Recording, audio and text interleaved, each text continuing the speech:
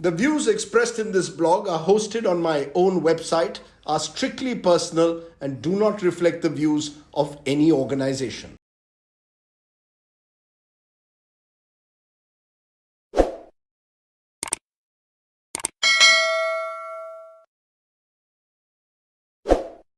Hello and welcome to Straight Bat, my weekly video blog where, as the title suggests, I comment with a straight bat.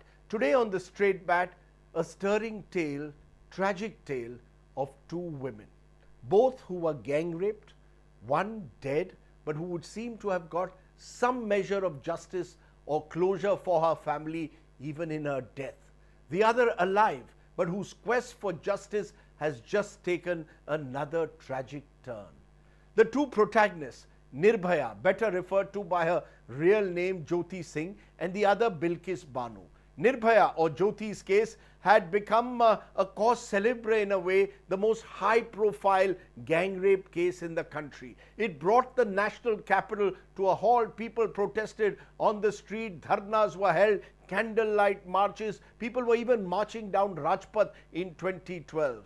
Well, no such mass public protests or candlelight marches in the Bilkis Bano case. No political or public outrage. In fact, the silence, for example, of the ruling BJP in the Bilkis Bano case is in marked contrast to the manner in which the same BJP, then in the opposition, had taken up the Nirbhaya case to encircle the UPA government at the time. The media, with its big headlines, was all over the case of Nirbhaya.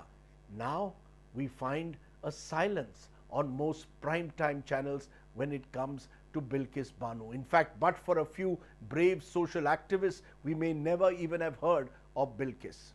Nirbhaya, or Jyoti, was a 23-year-old physiotherapy student who was gang raped and brutalized in a moving bus on a dark night of 16th December, winter night in Delhi, in the heart of the national capital. And she died on the 29th of December from her grievous injuries. It was a horrifying case that shocked the system, shocked the collective conscience, because it happened in the heart of the national capital, where, remember, many opinion makers, political, social influencers, and of course the national media resides. In fact, I often heard many people say at the time, you know, it could have been our daughter in that bus. Bilkis, on the other hand, my friends, comes from a small village of Radhikpur in Gujarat's Dahod district that was witness to some of the worst post-Godhra rioting in 2002. Bilkis was 21 at the time, 5 months pregnant, when she was gang raped by people from her village, and 7 of her family members were killed, including her 3.5-year-old daughter Saleha, whose head was smashed to the ground in front of her. The Nirbhaya case got instant public attention, as a result of which the matter was taken on a priority by a fast-track court. A commission was appointed, headed by the late Chief Justice of the country, Justice J.S. Verma. That was set up. The incessant public pressure in that case ensured that the matter never went off the national headlines, and 7 years later, 4 people accused of the gang rape were hanged. In the case of Bilkis Bano, she and her family went into hiding initially, too frightened to speak out. When they did summon up the courage to speak, Bilkis received death threats. As she had told me at the time, if I go back to the village, I will be killed. Even the local police seemed unwilling to touch the case, to prosecute the matter, and were even falsifying, it was accused, the witnesses, and wanted to hush it all up. It required, as I said earlier, a few brave activists like the likes of Farah Naqvi or Mrs. Gupta, her lawyer, to push the matter forward. The case was eventually handed over to the CBI and taken out of Gujarat to Mumbai, where in 2008, a special CBI court in Mumbai sentenced 11 of the 13 accused to life imprisonment for gang rape and murder. In 2017, the Bombay High Court upheld the conviction, and in 2019, the Supreme Court awarded Bilkis an unprecedented 50 lakhs in compensation for what she had gone through. Unlike Nirbhaya, though, Bilkis would probably be forgotten today, my friends, until this week, when a Gujarat government committee decided on a remission plea and ordered that those convicted of gang raping her, murdering members of her family could now be set free since they had completed 14 years of their sentence. Again this time, no collective outrage, no street protests, no breaking news headlines, no prime time debates. Instead, well, I did it, but not most of the channels. Instead, the most telling photograph of this week, my friends, is of Bilkis's rapists and killers of her daughter smiling before the camera, being received with sweets and garlands, almost like conquering heroes.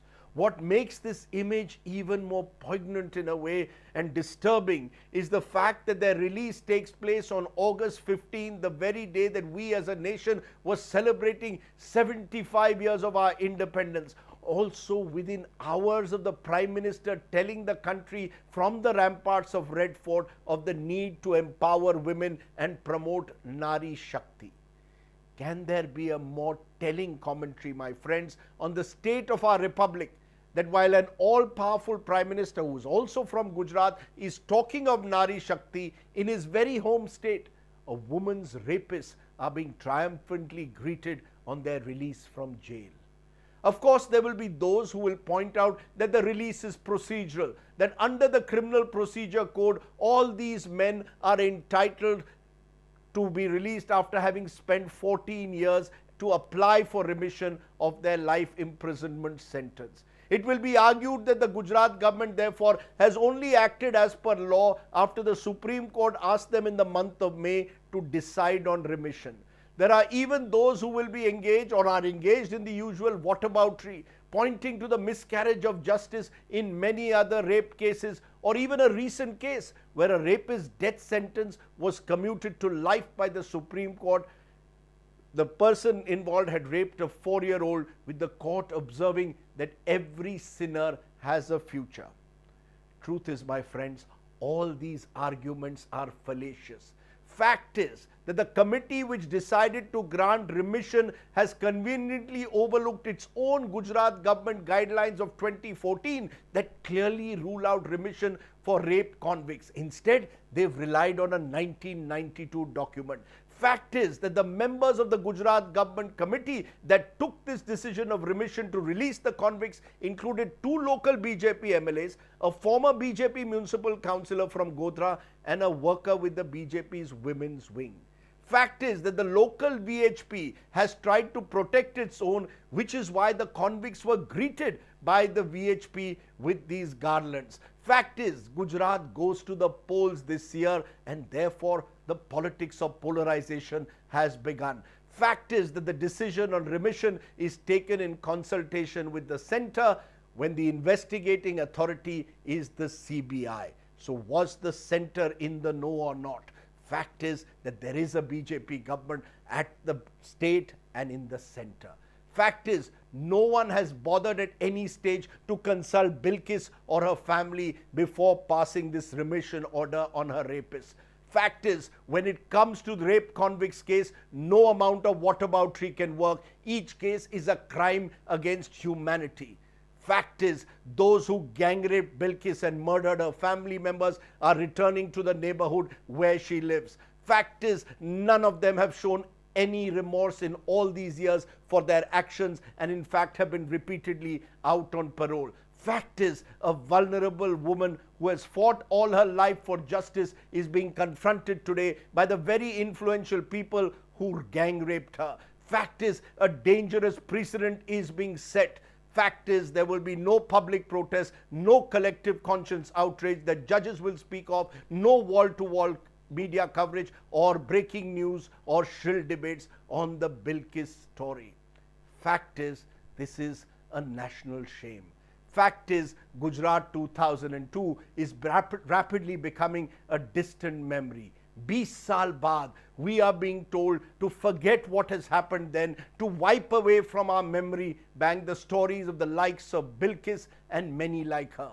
Fact is, we are being told to move on because it is probably inconvenient to be reminded of the horror of 2002 in the India of 2022. Well, I guess, my friends, you and I can move on because no one in our families was affected.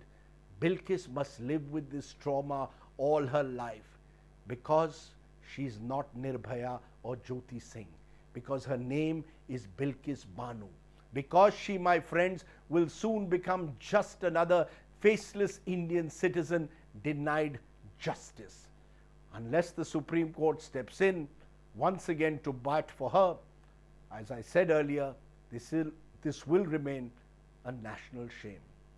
Until then, all I can do is tell you as I see it, with a straight bat.